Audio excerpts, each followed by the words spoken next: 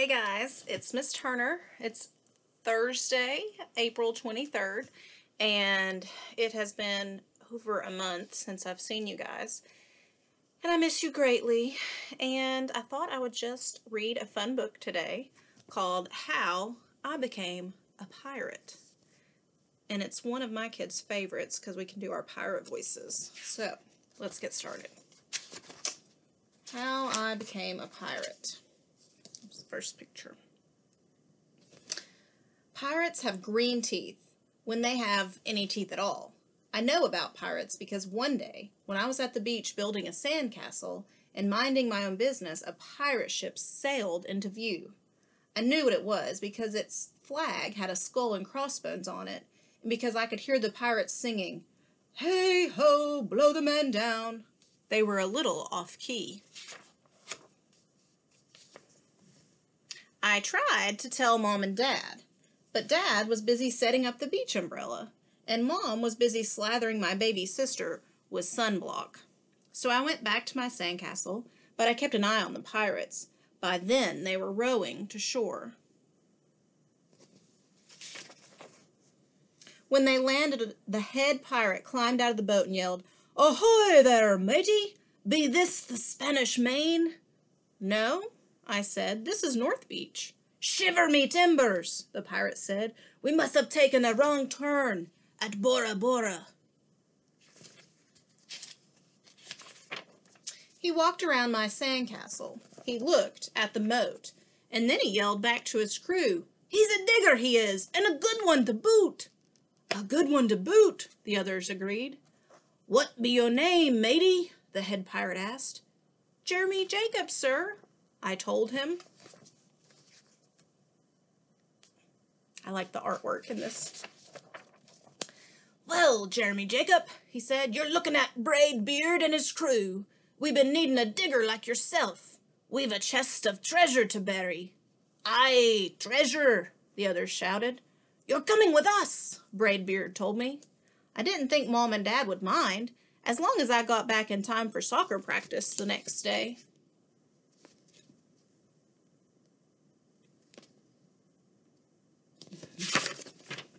That's how I became a pirate.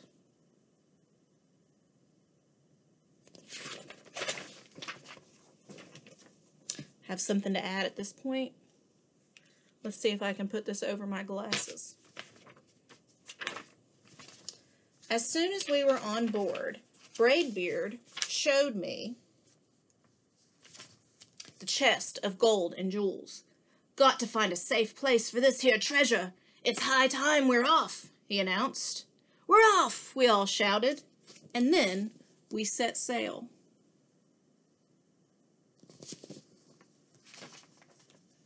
There was plenty to do on board. The pirates taught me to sing sea chanties, the louder the better, and to say real pirate stuff like landlubber and scurvy dog. By dinner time, I could speak pirate perfectly. I also learned pirate manners. Braidbeard pounded his fist on the table and yelled, "Down the hatch, me laddies! Down the hatch!" we all shouted.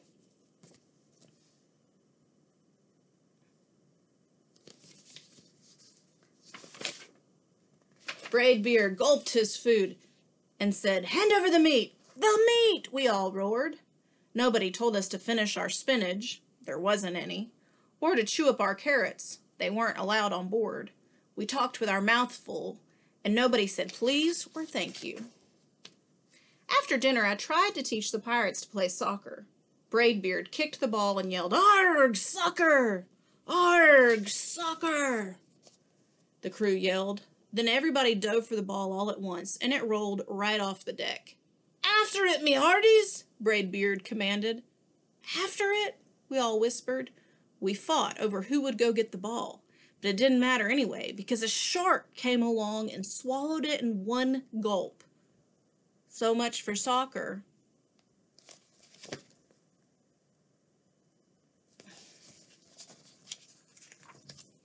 By now it was past my bedtime, but nobody tells pirates to go to bed, to take a bath, or to brush their teeth. Maybe that's why their teeth are green. Pirates sleep with one eye open just in case, and they don't change into pajamas unless they want to. Pirates don't do anything they don't want to, except for maybe swabbing the decks. I want to be a pirate forever.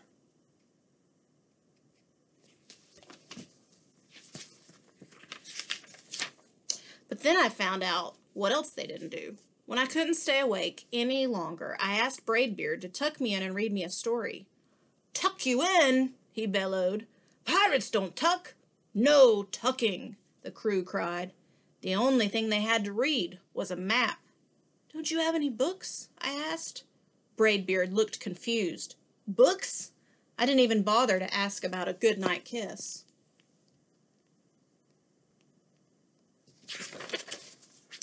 It wasn't easy to fall asleep without a story, but I was finally dozing off when a storm broke.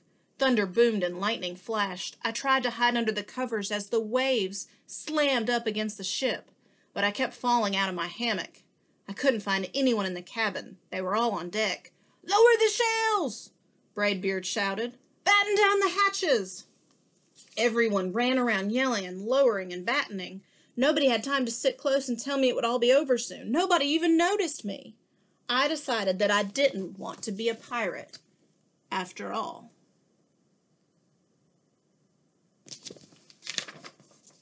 Just then, flash, crash, crack, lightning hit the mast and split it right down the middle.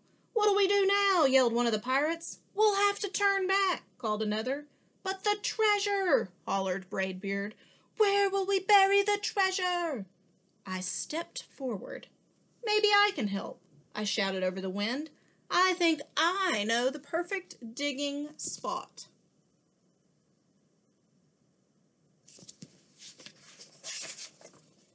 When the storm was over, we rowed back to shore and buried the chest. We drew a map so we could find the treasure again, but I don't think I'll need it.